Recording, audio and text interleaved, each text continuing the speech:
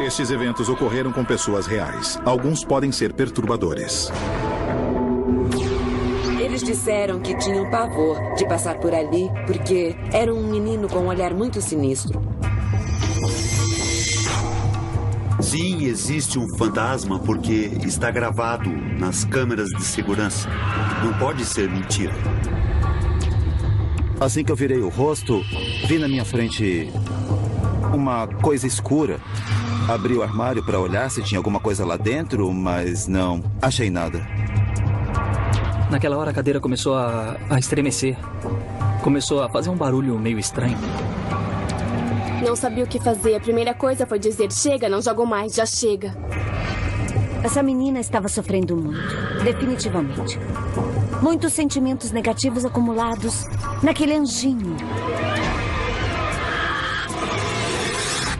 Minha história de fantasmas.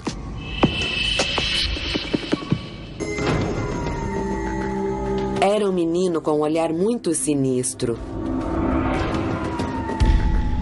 Então, por curiosidade, eu disse, me mostre onde é. Quando me virei para ver se o menino estava lá, nesse momento, eu fiquei pasma. Eu já não tinha palavras para dizer. Mamãe, é aqui. Aqui está o túmulo do Beto. Betito. Minha história de fantasmas começa há vários anos. Distrito Federal, México. Quando acompanhei minhas primas ao cemitério Jardim, porque elas tinham vontade de conhecer o túmulo onde ficou nossa avó materna. Depois de conhecer o lugar onde está a minha avó, me levaram também ao lugar onde estava sepultada a mãe delas. Quando estávamos andando para lá, me contaram que quando sepultaram a mãe delas, os coveiros comentaram que um menino aparecia pelo cemitério e fazia brincadeiras. E elas perguntaram onde estava o menino, então um coveiro as levou onde estava sepultado. O menino, eles disseram que lhes dava pavor passar por ali, porque era um menino com um olhar muito sinistro. Então, por curiosidade, eu disse, me mostrem onde é. Quando chegamos ao lugar onde estava o menino, eu vi que ele parecia, assim, muito sinistro, mas era porque havia muito limo na cara dele e nos bracinhos. E então, dentro de mim, eu ouvi uma vozinha muito baixinha me dizendo, você não tem medo de mim? Será que pode lavar o meu rosto? Então, eu também em pensamento disse a ele, sim, voltarei em 8 dias. E você será lavado. E fomos embora. E quando cheguei em casa, eu comentei com a minha filha e com meu marido o que tinha acontecido. Minha história de fantasmas começou no dia em que acompanhei minha mãe ao cemitério Jardim. Porque ela tinha comentado com a gente que havia uma tumba que as minhas tias disseram que era muito assustadora, muito feia. E eu disse a ela, claro, mamãe, eu acompanho a senhora. E depois de 8 dias, nos preparamos e levei meus instrumentos para limpar a carinha dele. Mas, para minha surpresa, eu não me lembrei onde estava sepultado o menino. Dei várias voltas pelas ruas, mais ou menos por onde me lembrava que disseram, mas não cheguei lá. Em dado momento, me desesperei e disse que me dava por vencida, que não ia achar o túmulo do menino. Nesse momento, no caminho, ela acabou desviando, ela fez uma curvinha e seguiu reto. Nesse momento, atravessou a rua uma criaturinha pequena, caminhando, correndo e se virando para trás. Um menino. Tive de frear tão bruscamente que o carro morreu. E eu disse, mas como podem soltar uma criança assim? E eu desci do carro muito brava. Eu ia dar uma bronca na mãe, porque ela o soltou e o menino saiu correndo por uma avenida do cemitério. Quando eu me virei, não havia ninguém, não tinha ninguém atrás do menino. E ele tinha simplesmente desaparecido diante de nossos olhos. E o carro parou. E eu, por estar distraída, preparando a minha câmera, eu bati a testa no vidro. Fiquei com um galo na testa. Mas nessa hora, minha mãe me falou: espera, eu vou descer porque eu quero ver onde é que está a mãe do menino. E eu disse, tá bom, mamãe. E também desci. E assim que eu saí do carro, eu vi o túmulo do Betito. Mas quando eu me virei para ver se o menino estava lá, nesse momento, eu fiquei pasma. Eu já não tinha palavras para dizer, mamãe, é aqui. Aqui está o túmulo do Beto. E a minha mãe viu que não havia ninguém perto de nós, não havia gente, nem o menino. Então, aí sim, eu também tive calafrios. E a minha mãe também ficou assim, dizendo que tínhamos achado a tumba do Betito. Saí do carro, peguei meus apetrechos e comecei a limpar o rosto dele. Minha filha tinha preparado a câmera Polaroid para ir tirando fotos assim que chegamos. E assim que vi que aquele era o túmulo, ela começou a tirar fotos.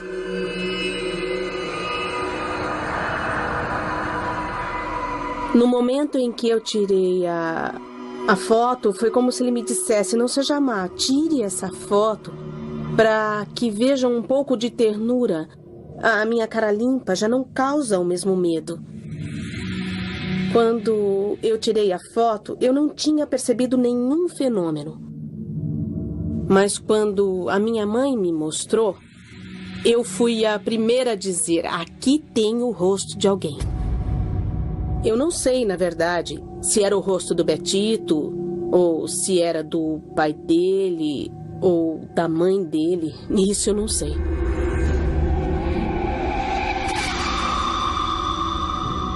Nesse momento eu não dei importância. Colocamos as nossas flores e então fomos para casa. O ano passado eu tive uma gripe muito forte, com febre por muitos dias. Mas com o tratamento de antibióticos que o médico me deu, a gripe cedeu. Aí um dia, meu marido e meus filhos foram até a cozinha fazer o café da manhã. Então, meu marido disse que ouviu passos e pensou que fosse eu. Mas eu, quando acordei, vi que estava parado ali. E ele me disse, você não tem medo? E eu disse que não. Ele disse, amanhã é dia 1º de novembro. Você vai lá me visitar? Eu disse que sim. Sim, a gripe tinha passado, não tinha tanta febre, eu iria. Eu disse, você quer uma bola? E ele me disse que não queria uma bola, mas queria que eu levasse para ele um carrinho que o meu filho ia dar. Meu filho tem 21 anos, mas ele é deficiente mental. E tem a cabeça de um menino de 7 anos, por isso, Betito me disse, eu vou te dar um beijinho. E me deu um beijo úmido na testa. Aí ele disse, vou embora, seu marido vem vindo. E se dissolveu por completo na minha frente e desapareceu. Meu marido chegou e disse, você se levantou? Eu disse que não. É que ouvimos passos. Eu disse não. E que ele não ia acreditar, mas que Betito tinha aparecido para mim. Aí o meu filho disse, eu sei, mamãe. Ele quer o meu carrinho roxo. Vamos levar para ele amanhã. Então eu disse, bom, realmente? Como ele se comunicou com meu filho? Eu perguntei para o meu filho quando ele tinha aparecido e ele disse, não, ele não apareceu. Ele me disse no ouvido que amanhã é para a gente levar o carrinho roxo. E no dia seguinte fomos deixar o carrinho. E naquele dia encontrei um coveiro que me disse que havia referências a um menino que jogava bola e que esse menino tinha uma bola nas mãos e que quando procuravam por ele, nunca o encontravam, não estava em lugar nenhum. Mas que viam quando o menino corria para o seu túmulo. Para nós, ele já faz parte da família. Porque sempre vamos visitá-lo, sempre que vamos ao cemitério no Dia dos Mortos. Tem também o Dia do Menino. Às vezes nós vamos vê-lo. E eu sinto que ele é como um irmãozinho para mim. Porque nos ajudou em muitas coisas. A mim, ele ajudou muito. Eu fico até sem palavras. Porque tudo que ele já fez por nós, todos nós ficamos espantados. Minha história de fantasmas. Minha história de fantasmas. O museu estava fechado. E vi quando a luz entrou. Na mesma hora caiu a flâmula. Foi impressionante. Os vigias comentaram que algumas noites, quando estão fazendo a ronda deles, sentem que tem pessoas entrando nos banheiros. Ou escutam uma porta abrir ou dar uma descarga. Sim, existe um fantasma porque está gravado nas câmeras de segurança. Não pode ser mentira. O malvado vice-rei. Minha história de fantasma começou no mês de junho de 2010. Bogotá, Colômbia. Quando estava na casa do vice-rei Samano, uma pessoa que torturou muita gente. Minha história de fantasmas começou no mês de agosto de 2010. Nesse dia, nós fomos trabalhar normalmente no museu. Chegamos e encontramos o escritório como sempre. Começamos a trabalhar e quando foi de tarde, tivemos que ficar para solucionar um problema de umas coisas que nós devíamos entregar no outro dia. E foi quando, às 6 da tarde, mais ou menos, eu acho, o computador travou e não pudemos mais trabalhar. Todos saíram do escritório, mas fiquei escrevendo e, de repente, eu senti alguém me assoprar no ouvido. Eu virei rápido para ver quem estava me incomodando. E, nesse momento, eu olhei para o chão, porque eu vi tipo uma coisa passar. E vi 2 luzes que passaram pelo chão, atravessando o escritório, de um lado ao outro. Era uma luz muito, muito fora do lugar. E passou pelo lado e não tinha nenhum espelho, não tinha outras lâmpadas que sugerisse que fosse uma luz, sei lá, comum. Fiquei meio paralisada, perdi o meu fôlego por um momento. E comecei a sentir muito, muito frio e também um pouco de calafrios. Houve uma mudança de clima muito estranha. Dava um pouco de medo, essa energia que eu não sei se era boa, não me tranquilizava em nada, só me deixava muito, muito inquieta. No começo, como sempre, nós céticos, começamos a fazer uma investigação. E não tinha nenhum ponto focal, sabe? Então, não dava para explicar essas luzes. A luz era um círculo nem muito pequeno, nem muito grande. E ele andava pela casa toda, pelo pátio, pelos corredores, pelo segundo andar. E quando a flâmula caiu, eu vi que o museu estava fechado. E vi quando a luz entrou e na mesma hora caiu a flâmula. Foi impressionante. E parece que tem alguém atrás da gente. Ninguém. Quando eu andei pelo segundo andar, pela sala, parecia que alguém estava atrás de mim, como que me seguindo. Quando eu entrei no banheiro, como a luz se apaga a cada 3 minutos, ouvi barulhos de gente dentro da casa. Às vezes estamos dentro da casa e se fecham, de repente, as portas das sacadas, principalmente, e as que dão para as escadas. E lá não há correntes de ar que façam com que essas portas se fechem, sozinhas. Os vigias comentaram que algumas noites, quando estão fazendo a ronda deles, sentem que tem pessoas entrando nos banheiros. Ou escutam uma porta abrir ou dar uma descarga no banheiro. As torneiras abrem e quando você olha para as câmeras de monitoramento, não tem ninguém. Quando você vai para o segundo piso, você sobe a escada e você sente que tem alguém atrás de você. E ouve os passos. Quando você dá um passo ou sobe outro degrau, sente que alguém segue você. Durante muito tempo, as câmeras de segurança presenciaram ou registraram esse tipo de luzes. Brancas que passavam e redondas que passavam por toda a casa. Principalmente pelo espaço da casa velha, não da parte que tinha sido restaurada.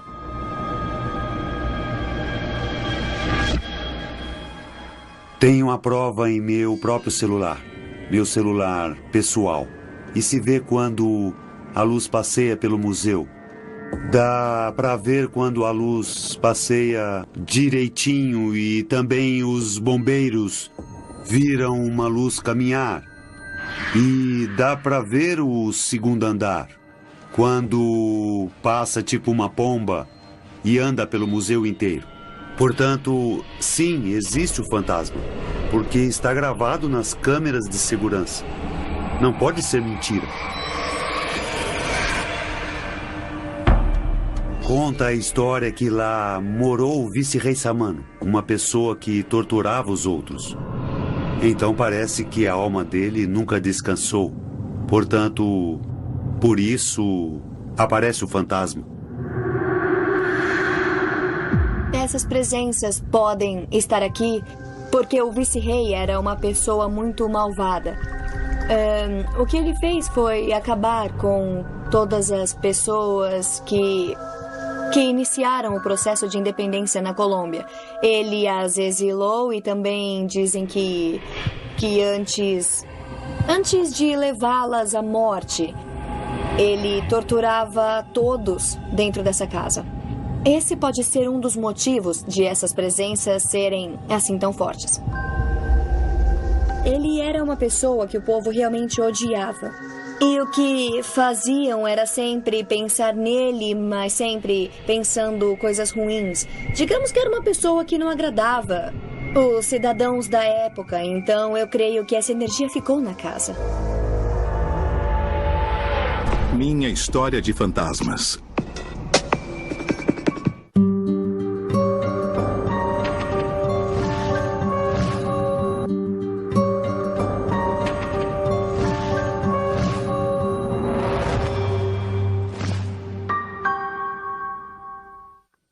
Minha história de fantasmas. E assim que eu virei o rosto, eu vi na minha frente uma coisa escura. Eu sentia uma espécie de dualidade entre curiosidade e medo. Mas prevaleceu a proteção do meu filho que estava comigo. Eu abri o armário para olhar lá dentro, para ver se tinha alguma coisa, mas não achei nada. Para dizer a verdade, o que mais me impressionou foi o fato de estar frente a frente com um ser desse tipo. Uma estranha visita.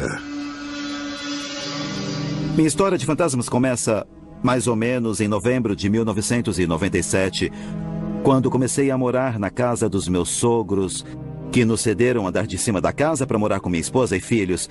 E meu filho mais velho nasceu em outubro. Lima, Peru.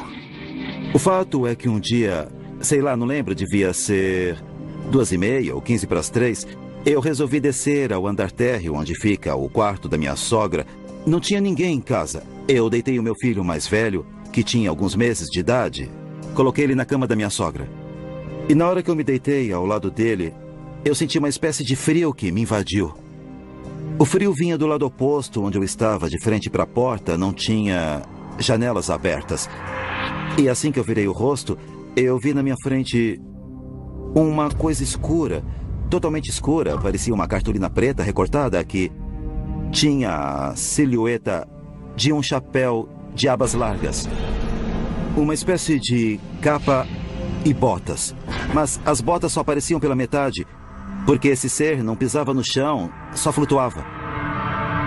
Quando eu parei na frente dele, deve ter passado meio minuto, não lembro, eu sentia uma espécie de dualidade entre curiosidade e medo.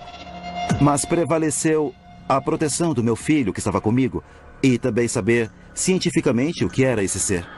Eu tentei andar até ele e quando dei um passo na direção dele, notei que ele retrocedeu, flutuando praticamente um passo também. Quando eu quis puxar, eu quis tocar a sombra para saber do que era feita. Ele avançou até o corredor como se tomasse distância de mim, enquanto eu o seguia.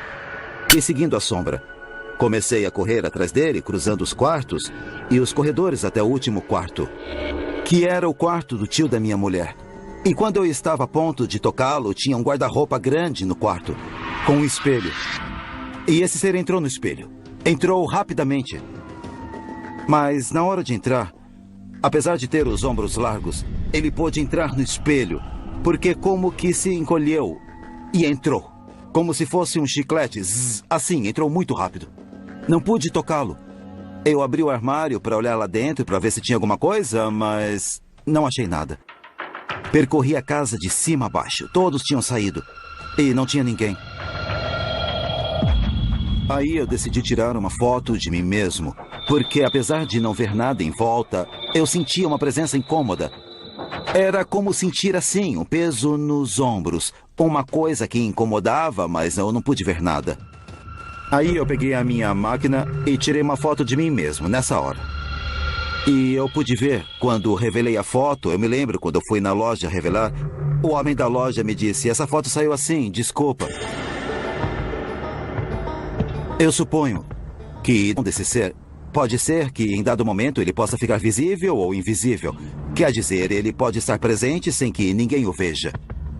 Foi assim que eu, também por curiosidade, tirei uma fotografia e apareceu na revelação uma coisa brilhante sobre minha cabeça, como um fogo, uma labareda, uma coisa parecida. A minha esposa chegou. Roberto, o que você tem? Não parece bem? Bom, se eu contar o que aconteceu, você não vai acreditar. O que aconteceu, Roberto? Sabe o que foi? É que eu vi um espectro na casa e minha esposa perguntou, era uma coisa escura, com um chapelão? Era, eu disse. E não tinha uma capa e botas? E flutuava? Claro, era. Você já viu? Claro, eu morei aqui a vida toda e já vi essa coisa, desde pequena. A minha tia e a minha irmã também já viram. E ele foi embora pro armário, não foi? Sim, realmente eu disse. Segui a figura e ela entrou no espelho e depois eu não consegui ver mais nada. Essa, digamos, foi a primeira vez que eu pude ver uma coisa desse tipo, sei lá, que ninguém teve que me contar. Porque muitas pessoas podem ter contado, mas ver não é a mesma coisa. Mas, na verdade, é muito impressionante mesmo presenciar e ficar frente a frente com um ser desse tipo. Eu estava trabalhando no computador à noite, fazendo meus trabalhos para o estabelecimento de ensino onde eu dou aulas. Eu preparava uma publicação no computador que ficava num canto da casa. E eu estava teclando, quando ouvi uma voz claríssima que saía do meio de uma das paredes. E a parede é de concreto. Se a pessoa fizer um buraco do outro lado, digamos, a voz poderia passar. Mas a voz nascia da parede. Uma voz fraca, de mulher, claríssima, que dizia, jovem, longo. Parei de teclar na máquina e me senti um pouco como se, digamos, o barulho tivesse vindo da rua, não era bem uma presença. E continuei a teclar no computador. Eu parei um momento porque eu tinha que pensar no que escrever e o teclado começou a saltar sobre a mesa do computador, sozinho, pum, e o teclado caiu. Então eu disse, não estou tendo visão, o teclado está saltando, eu acho que vou parar com isso. E coloquei os cotovelos sobre o teclado com o meu peso assim, para ver, como um desafio a esse ser, para ver. E sabe o que foi que aconteceu? O móvel inteiro começou a pular, pum, pum, pum, com o teclado e tudo, assim, de baixo, e eu pulava junto com ele. E minha mulher, que estava dormindo, devia ser 2 da manhã, com os meus filhos, me disse: Roberto, a TV tá ligada? Eu ouvi vozes, o que você tá fazendo? Não, eu tô no documento, eu não contei nada porque eu não queria que ela ficasse preocupada, que perdesse o sono. Desliguei o computador e decidi ir dormir. No dia seguinte, continuei a trabalhar mais ou menos na mesma hora, porque eu não tinha terminado meu trabalho. Desta vez, a voz da parede não me disse jovem, agora ela me disse Roberto, meu nome. Eu pensei, meu Deus, na verdade, essa coisa me conhece. Ou ouviu dizer meu nome, de repente, por minha mulher, meus filhos, e ela está se manifestando, quer se comunicar. Aí sim, eu senti muito medo de me comunicar com aquela coisa. Eu não quis me comunicar e continuei a teclar, a escrever. Até essa altura, pensei, bem, vamos tratar de viver a situação. O que aconteceu deve ter explicação científica. Mas eu não pude explicar para minha esposa o que aconteceu. Eu não quis. Como moramos no andar de cima, temos uma sacada que dá para a rua. Da sacada até o chão, deve ter, sei lá, uns 6 metros pelo menos. Ou seja, nada pode subir da rua para a sacada, só se for com uma escada. Estávamos conversando para a sacada. E nessa hora a porta, na parte inferior, começou a se mexer assim, como se alguém tivesse dado um chute. Ela estava sentada ali, eu aqui e a porta no meio. Roberto olha a porta. Eu vi, foi o vento, não tem importância. E a porta, pum! De repente se abriu e bateu na parede, pum, pum! Com uma violência incrível. Quer dizer, para abrir a porta desse jeito, só de fora e com um grande chute. Ela gritou. Meus filhos se assustaram. Eu tratei de acalmá-la e saí na sacada. Não tinha nada, não tinha ninguém, nada. Olhei da sacada para a rua, olhei dos 2 lados. Ninguém. Eu desci no andar de baixo. Olhei os quartos, a família da minha mulher, o tio, a avó dela, a minha sogra, todos estavam em suas camas e estavam dormindo. Eu estava incomodado, muito incomodado, e tentava achar uma solução para fazer esses seres irem embora da minha casa, de nos deixar em paz. Então comecei a ler a Bíblia. Peguei uma Bíblia e comecei a ler. E achei uma parte que informava que nós, seres humanos, vivemos cercados de seres invisíveis que são praticamente... Não podemos dizer que sejam demônios em especial, mas que não podemos ver porque são espirituais, que em alguns casos podem ser bons e em outros ser malignos. E que quando alguém invoca o Espírito Santo, a situação como se reverte em função do poder de Deus. Então eu invoquei o Espírito Santo. Espírito Santo, peço, por favor, que entre neste quarto, nesta casa, e que tire toda a manifestação negativa que tenha aqui dentro. E nessa hora, eu senti a casa menos pesada. Era igual quando a gente chega cheio de areia e toma um banho e nos sentimos limpos. Então eu pude notar que estava funcionando a invocação do Espírito Santo. E daí, muito. Diminuiu porque não desapareceu totalmente, mas melhorou bastante. Para mim, praticamente essas visões não têm explicação lógica nem científica. Eu não tenho nenhuma resposta científica para isso. Mas que existe alguma coisa que não se vê, mas que se manifesta, existe. Minha história de fantasmas.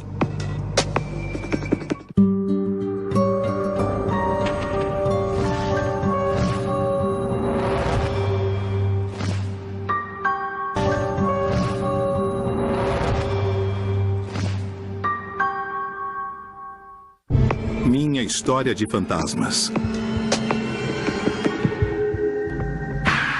A Laura começou com uma voz um pouco mais séria. Alguém está aí? E o copo começou a se mexer. Naquela hora a cadeira começou a estremecer. Começou a fazer um barulho meio estranho. Eu não acreditava nessas coisas. Pra mim não existiam. Não sabia o que fazer. A primeira coisa foi dizer: chega, eu não jogo mais, já chega. Jogos perigosos. Minha história de fantasmas começou no fim de novembro de 2010. Montevidéu, Uruguai. Eu estava com meu primo Damian hospedada na casa dele. E ele sempre gostou dessa história de jogar Ouija, sabe? O jogo do copo, de outro mundo, ele sempre gostou. A minha história de fantasma começou em novembro de 2010. E, se não me falha a memória, foi no dia 28. Eu consegui um tabuleiro Ouija e aproveitei que a minha prima estava... Ela estava em casa com uma amiga e decidimos jogar. Então foi... Na verdade, eu liguei pra ela e falei... E aí? Você quer? Vamos jogar hoje à noite? Então nós chegamos, comemos umas pizzas, vimos um pouco de televisão, conversamos. E aí, numa determinada hora, nós decidimos jogar. Então nós fomos pra sala de jantar. Então eu tinha levado... Eu coloquei no chão, eu levei também um gravador de áudio e uma câmera. E só isso, eu preparei a câmera, liguei o gravador de áudio... E pronto, nós começamos. Nos sentamos e começamos a jogar. Pusemos os dedos e no começo as perguntas eram mais em tom de brincadeira, não ia dar em nada. Mais ou menos que por intuição eu falei, vamos todo mundo colocar os dedos em cima do copo. E foi exatamente isso que a gente fez. Então eu falei pra Laura, fala alguma coisa, o que você queria dizer pra chamar alguém. E aí a Laura começou, tem alguém aí? Algum espírito, alguma coisa? E a gente olhava e não acontecia nada. Mas é claro que eu achei que não era nada, eu achei que era falta de concentração, eu achei que ninguém estava a fim de jogar. Mas depois, quando a gente entrou de cabeça no jogo, aí sim. A Laura começou com a voz um pouco mais séria. Alguém está aí? Foi justamente aí que o copo começou a se mexer pro sim. O clima foi sendo preparado e o jogo foi melhorando e jogamos de verdade. E o copo começou a se mover. E aí não acreditei no que estava vendo. Não foi nada demais e mesmo assim a minha prima já estava meio assustada. E naquela hora a cadeira começou a estremecer. Começou a fazer um barulho meio estranho. E a minha prima já não queria mais saber de nada. E a cadeira, de repente, do nada, ela começou a sair abruptamente voando. Ela saiu meio que deslizando pelo meio da sala. Primeiro pensei que era um deles que estivesse fazendo uma brincadeira. Quer dizer, eu não acreditava. Pra mim, isso não existia. E a cadeira, se mexer sozinha, isso era uma coisa impossível. Então eu tinha certeza de que os dois estavam de brincadeira. Eu não acreditava nisso. Mas não. A cadeira começou a fazer barulho e quando se mexeu... Eu vi os dois e não... Havia possibilidade de que fossem dos dois. Eu fiquei gelada. Não sabia o que fazer. A primeira coisa foi dizer, chega, eu não jogo mais, já chega. Daí a minha prima tirou o dedo e o copo parou de se mexer. E pelo que eu andei lendo por aí, é ruim largar, de repente, assim, tirar o dedo do copo abruptamente e deixar o espírito pendente, porque é como... Ou o espírito fica na casa, ou podem te acontecer coisas ruins. E também outra coisa que eu li foi que quando você para de jogar, você tem que perguntar pra entidade que tá lá se ela quer ir embora ou não. Você tem que ter muito respeito com a entidade. Embora assim do nada mostra falta de respeito e coisas ruins podem acontecer. Ela simplesmente fez isso e ficou angustiada e... Eu tava com a minha amiga Laura tentando... reanimá-la, dizendo, tá tudo bem, nós estamos todos bem. Foi muito estranho, uma sensação como uma coisa sobrenatural estava lá. Eu não sei, estava passando alguma força, estava movendo a cadeira, estava com a gente, não dava pra ver. Então foi estranhíssimo. Foi feio. E depois que o problema com a cadeira passou e que a minha prima foi embora, eu pedi pra minha amiga Laura se eu podia deixar a câmera na casa dela. Então eu deixei a câmera numa prateleira, gravando a área onde nós estávamos, a mesa, as cadeiras.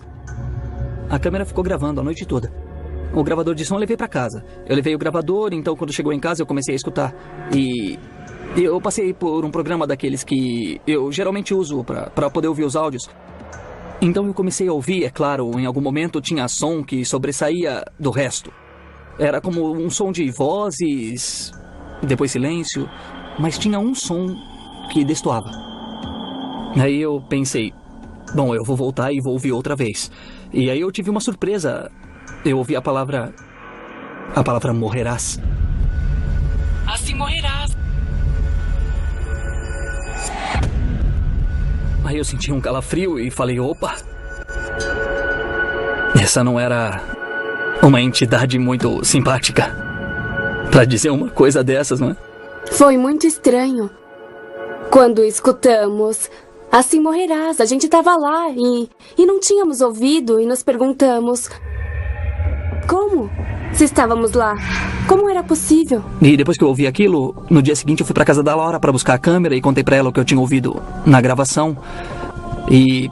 Bom, eu fui buscar a gravação e a Laura me falou que ela achou uma cadeira caída. Eu levei a câmera pra casa e chegando eu assisti a fita e a mesma cadeira que tinha deslizado na nossa gravação, ela também se mexeu durante a noite e caiu sozinha. E dá pra ver na gravação que não tem nada, eu não sei. É estranho. Eu comecei a me perguntar o que podia ter acontecido. Antes dela morar naquela casa, a casa foi um asilo geriátrico. Foi um lar de idosos. E, bom, pode ter sido um deles, talvez seja essa a explicação. Talvez tenha sido alguma pessoa que morreu ali. Com certeza alguém tinha morrido ali. Então era como se o espírito tivesse ficado lá. Então, pra mim, era isso. Aconteceram as circunstâncias para que ele se manifestasse. Nós criamos as condições para ele se manifestar. Pra mim, são almas que ficam como...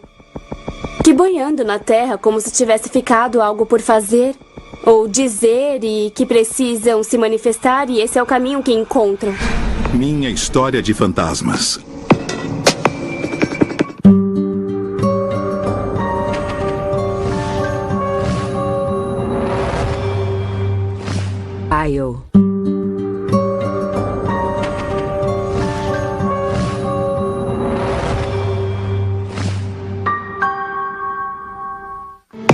Minha história de fantasmas.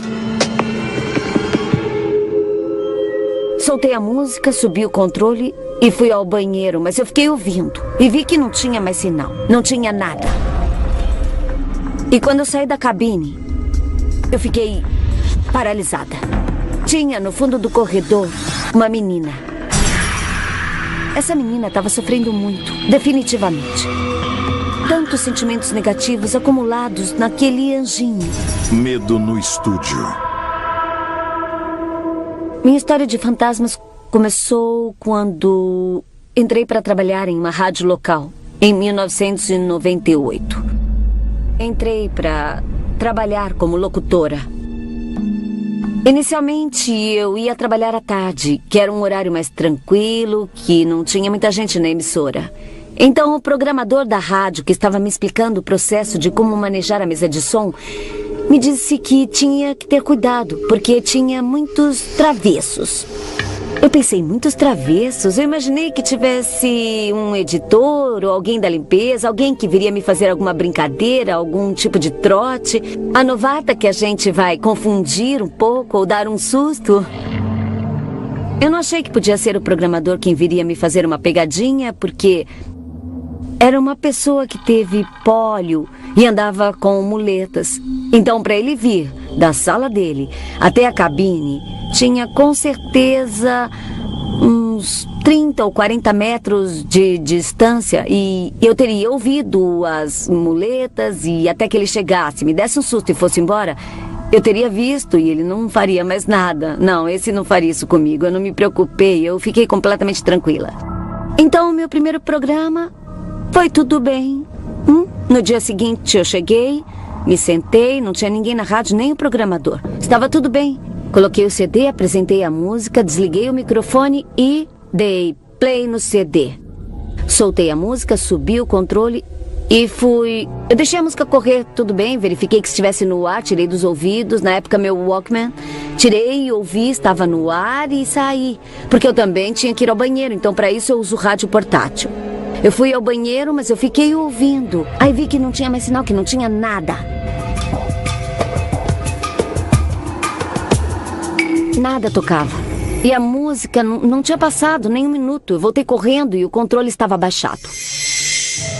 Isso aconteceu de repente. O programador voltou do almoço e eu disse, sabe, eu não quero mais.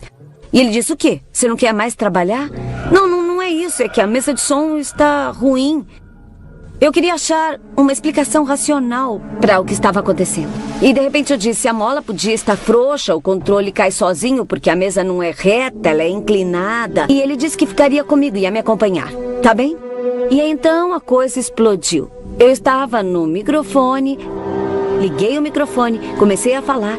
E o botão do microfone, a luzinha vermelha que indica que estamos no ar, se apagou. Então eu disse: isso aqui está com defeito. Aí o programador, que já tinha muito tempo de rádio e sabia, apertou o botão de novo. Quer dizer, algo que tinha apertado o botão e desligado. Ele apertou o botão, continuei a falar e ele fez um gesto assim de continuar a falar. Eu continuei e o botão apagou de novo. Eu estava no limite. Ele ficava apagando toda hora, saía do ar. Aí eu disse: assim não é possível. Eu estava sentindo o ambiente muito tenso. Esse dia eu faria o programa das 4 às 6, mas eu acabei saindo às 15 para 5. Me lembro que eu fui embora a essa hora. Eu parei e disse que não queria mais, eu vou embora.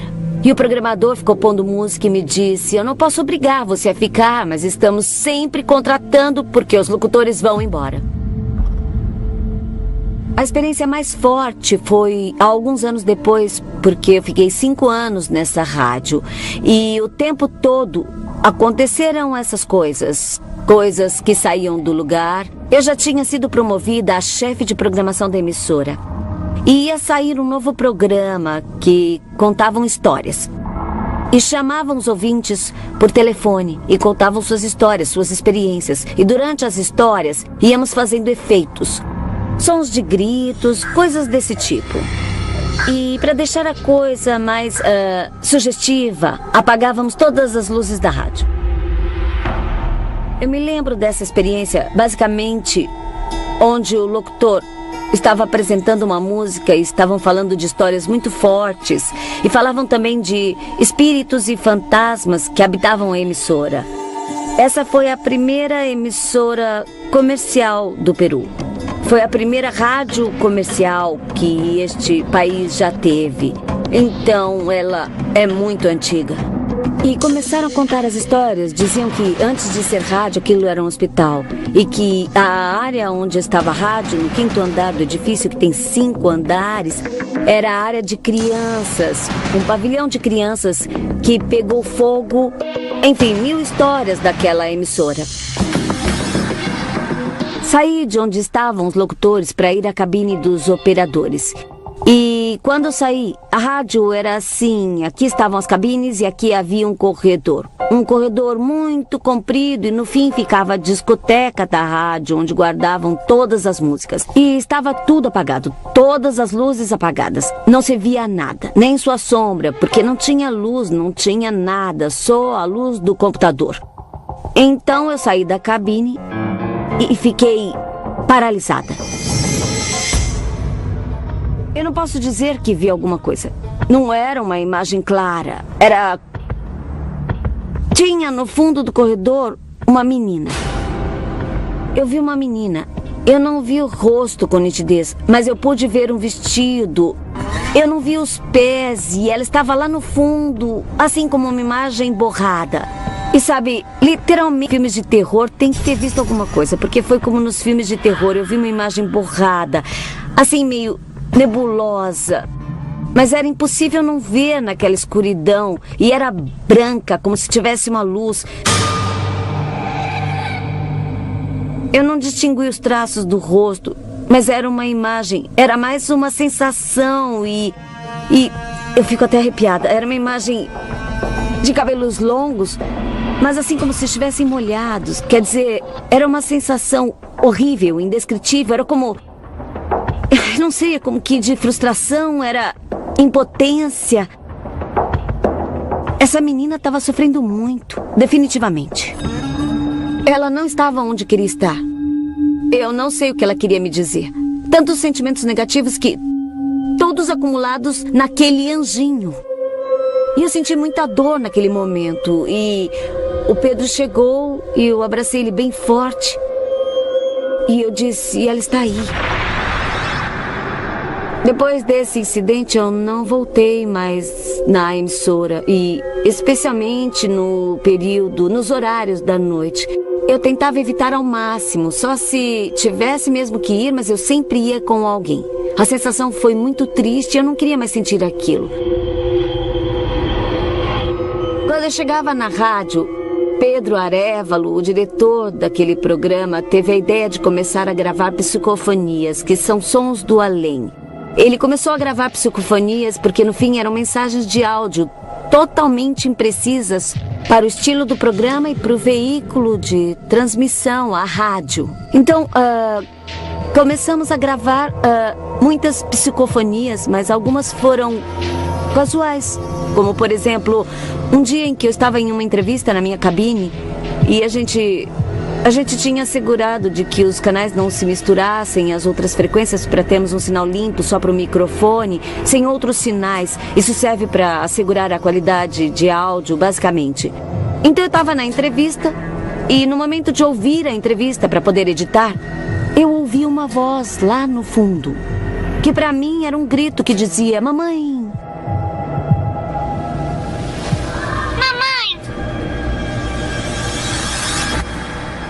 Eu vi aquilo e pensei, a menina, ela está procurando a mãe, chamando a mãe. Eu não relacionei isso ao chamado da mãe, mas eu pensei que era a menina e tive um flashback do que tinha acontecido aquele dia. Basicamente, aquela silhueta do fundo, iluminada, mas borrada. Então, a essa imagem de fundo, eu associei o som mamãe. E senti que ela estava procurando a mãe dela. Foi o que aconteceu, por isso eu senti que ela estava perdida, por isso eu senti o sofrimento dela, porque ela estava procurando a mãe dela. Psicofonia. Eu acho que ela era um anjinho perdido, que na verdade estava procurando a mãe. E que se conectava com alguém que era sensível, nesse caso eu, e que tinha um forte instinto maternal, como quase todas nós, mulheres, temos. E basicamente porque eu era a única mulher da rádio. Nessa emissora, na época e durante quase 2 anos, eu fui a única mulher locutora trabalhando na rádio.